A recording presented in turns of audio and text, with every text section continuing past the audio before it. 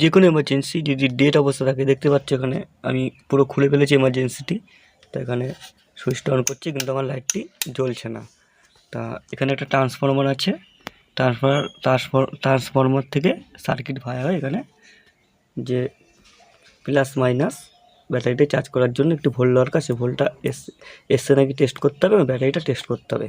তা প্রথমে আমরা এই ব্যাটারিটা টেস্ট করে দেখবো এটা কত ভোল্ট, 6 ভোল্ট ব্যাটারি 6 ভোল্ট বেরাচ্ছে নাকি। তারপরে ট্রান্সফরমার ভাগ হয়ে আউটপুটে যে প্লাস মাইনাস আছে ওখানে মিটার দিয়ে টেস্ট করে দেখবো যেটা সঠিক ভোল্ট বেরাচ্ছে নাকি চার্জ দেওয়ার জন্য।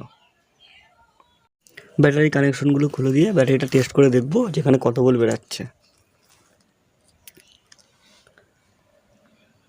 দেখতে পাচ্ছি এখানে কত 2.21 মানে 2 ভোল্ট বেরাচ্ছে, কিন্তু এটা 6 ভোল্টের ব্যাটারি 2 ভোল্ট বেরাচ্ছে, তার মানে ব্যাটারিটা একদম ডাউন আছে।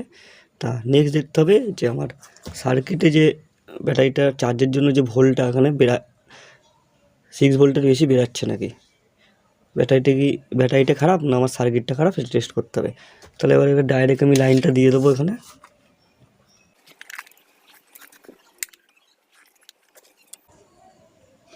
আমি ডাইরেক্ট লাইনটা দিয়ে দিলাম চার্জারে, আমার চার্জারের লাইট জ্বলছে মানে চার্জ।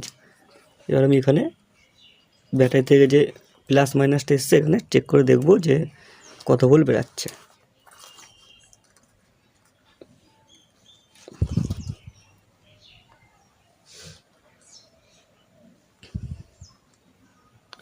দেখতে পাচ্ছি এখানে কত ভোল্ট বেরাচ্ছে, 11 ভোল্ট বেরাচ্ছে।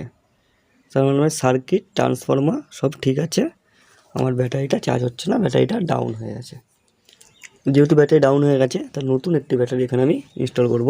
তা নতুন ব্যাটারিটা আগে দেখবো আমার কত ভোল্ট আছে। নতুন ব্যাটারিটা দেখতে পাচ্ছি এখানে আমার কিন্তু 6 ভোল্টের উপরে বেরাচ্ছে। এবার আমি এখানে ঠেকিয়ে দেখে নিচ্ছি আমার চার্জারটা গ্রো করছে নাকি নতুন ব্যাটারিটা লাগিয়ে। এখানে প্লাস আর এখানে মাইনাস দেখতে পাচ্ছ, লাইট কিন্তু জ্বলে উঠেছে, এখান থেকে অন অফ হচ্ছে। তার মানে বোঝা গেল আমার যে ব্যাটারি ছিল ব্যাটারিটা ডাউন হয়ে গেছে, ব্যাটারি খারাপ হয়ে গেছে। তারপরে নতুন একটা ব্যাটারি খুলে চার্জারটা আমার ওকে হয়ে গেল। তো এরকমভাবে টেস্ট করে তোমরা প্রথমেই যে কোনো এমার্জেন্সি লাইট খুলে প্রথমে তোমরা ব্যাটারি দেখবে, ব্যাটারি দেখার পরে আউটপুটটা দেখবে যে এখানে আমার ঠিক ভোল্ট বেরাচ্ছে নাকি। যদি ভোল্ট না বেরায় তাহলে সার্কিটটা দেখতে হবে, সার্কিট প্রবলেম হলে তাহলে ব্যাটারি যখন যেখানে ভোল্ট না বেরায় ব্যাটারি চার্জ হবে না, সার্কিট ঠিক করে পুরোনো ব্যাটারি হয়ে যেত। চলো টাটা বাই বাই, দেখা হবে পরে আরেকটি গুরুত্বপূর্ণ বিষয়তে। সবাই ভালো থাকবে, সুস্থ থাকবে।